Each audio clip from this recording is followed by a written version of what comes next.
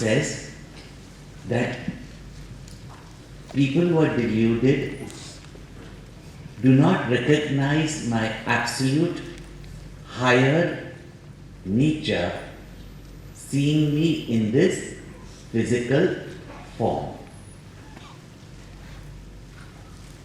There's a multitude of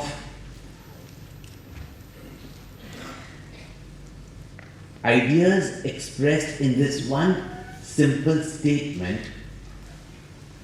There are people who are faith-oriented, or rather belief-oriented, and they worship God in one particular form and take that one form alone to be God.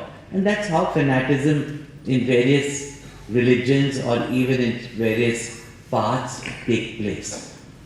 And why is it?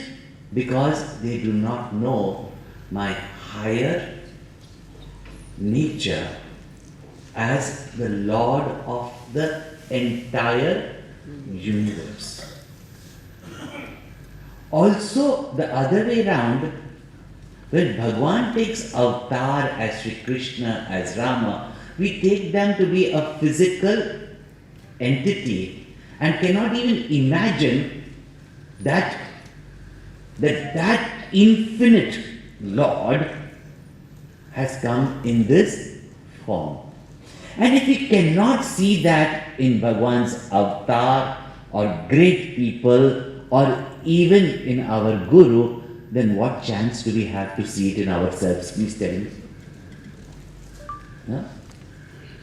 And the subtler implication here is that it is Narayana only that has taken up this form as the individuals in the world. I'm putting in simple language.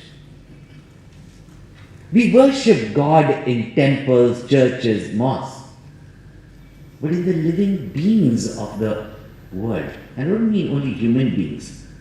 In the living beings of the world, how do we insert that Lord? Yeah? And why is it happening amongst the non-religious or the religious? Amongst the devoted, so-called devoted, or the atheist? The reason is that people do not know my higher, immutable nature and my lordliness over everything. So far Bhagwan has been first revealing his absolute nature as the infinite, and from the infinite the creation can only be an appearance, and having come from the infinite alone pervades everything. Now, we appreciate this knowledge. But real appreciation of this knowledge means that if Maya tatamidam sarvam, if everything is pervaded by me, I am present in everything and everyone. So to see that vision of oneness, to see that vision of divinity, to see that God in everybody. See, sometimes philosophically we appreciate, wow, what logic, what beautiful explanation. No, nowhere in the world you will find such explanation. But what is its application?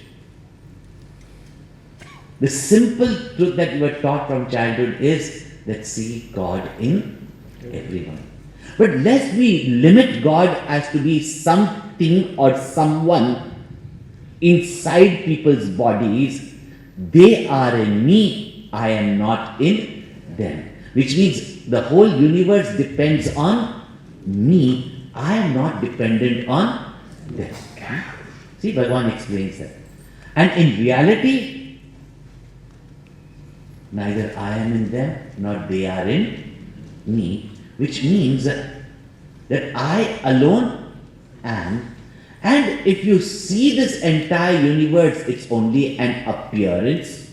And in that appearance, only the substratum is the one infinite truth only. So So if we see the universe, we must see it as an expression, the Aishwarya, the Vibhuti, the manifestation of the Lord, and see everything and everyone in this universe as divine. That's why it's in our culture that we fold our hands. In you, in me, there is that one.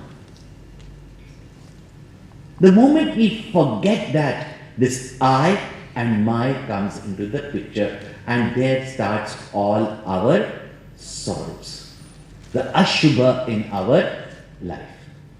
And if you want to be free of that Ashubha, then know not only the Lord's greatness, the Lord's infinitude, the whole magnitude of the universe residing in just as though an insignificant part of the infinite. Even though infinite there can be no part and whole, but just to give us an idea. And in that we are one little speck in a speck. Sometimes Gurudev used to humorously say, you are not even a pimple on the dimple on the left cheek of an ant. And yet you expect that the whole world, even God, has to revolve around you. Yeah? Even if we worship God as the great mighty, can you imagine to even go up and tell him that do something so insignificant that even you'll be ashamed to tell a servant to do it? No?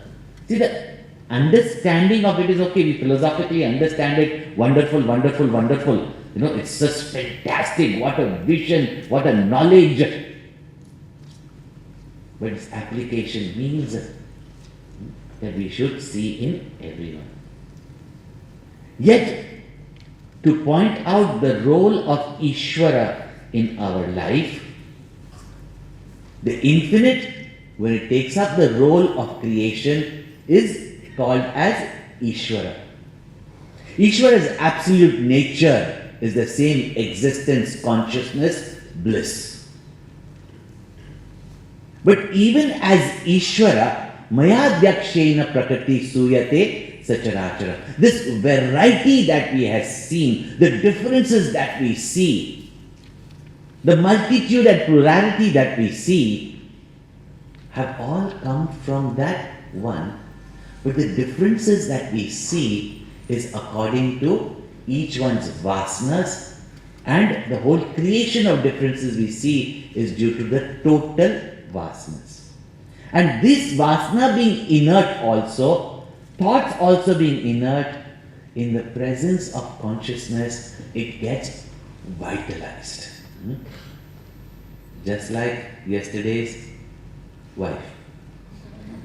The husband even didn't, just probably gave her one look, and she suddenly, from that one rice, created a 10-course meal.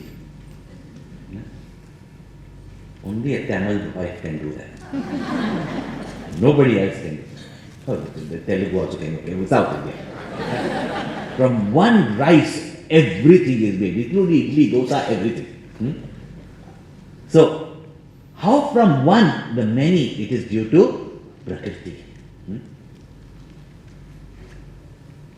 And in that, just as the sun expresses itself, and the waters evaporate, the waves rise, the clouds get formed, the clouds go and drop rain. The sun is just itself. The sun does not do.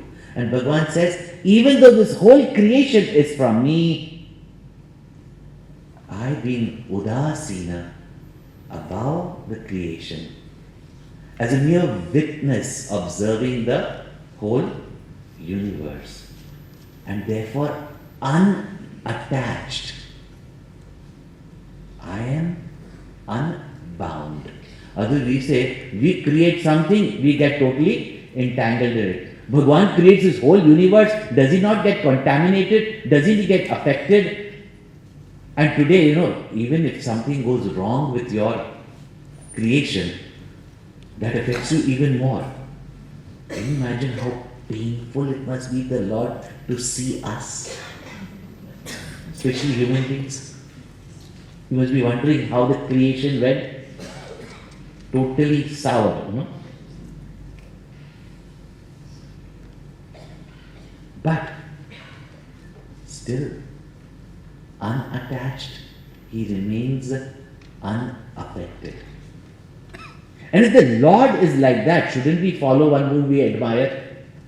And therefore we should also act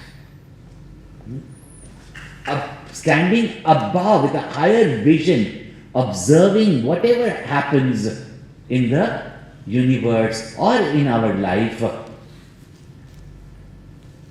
above it all. But if you get entangled in it, you will be in that whole snare of delusion, sorrow, etc. And the secret is, do your best. Then whatever happens, accept. So Bhagavan, even though he's pointing about his Aishwarya, his lordliness, how is the Lord of the whole creation, how the creation in the beginning of time comes forth and then dissolves and again comes forth. This whole vast cycle of creation that comes and goes is from that one Lord only. And that Lord is present in each and every being, but we disregard him because we see every being only as some opponent, some competitor, some other. One is that. Even in your own body, you see yourself as a form, as a limited entity separate from others, and don't recognize your own divine nature. There are others who worship God in a particular form, not knowing his absolute or even infinite nature, and therefore become fanatic, hate others. And there are others on the other side. Oh, how can God have a form? Then where did all this form comes from? All these four aspects we have to understand. Even though it's a simple looking words, it's like Bhagavan is saying, I know everybody. I created everybody. And yet nobody knows me. How sad. We should have some sympathy for Bhagavan, isn't it? He does everything for us and we don't even want to know him. What is this Gita talks? I was talking about Bhagavan. If you're talking about success, I'll go. Someone who does so much for us, we don't even want to know about that person. And how will we appreciate his wisdom, his glory, his compassion, unless we recognize that? That's why when anything goes wrong in our life, the mess up that we make, we blame it to God and then say, I don't believe in God. Why don't you believe in God? Because God didn't do anything for me. Then how can you say you didn't believe in God? Because God didn't do for you, which means you believe in God, but you don't believe that. See how our mind works. Gita corrects our thinking. If our thinking is corrected, our behavior in the world will be corrected. If the behavior in the world is corrected, our life itself becomes more productive, useful, happy, cheerful, loving. This is what we have to understand.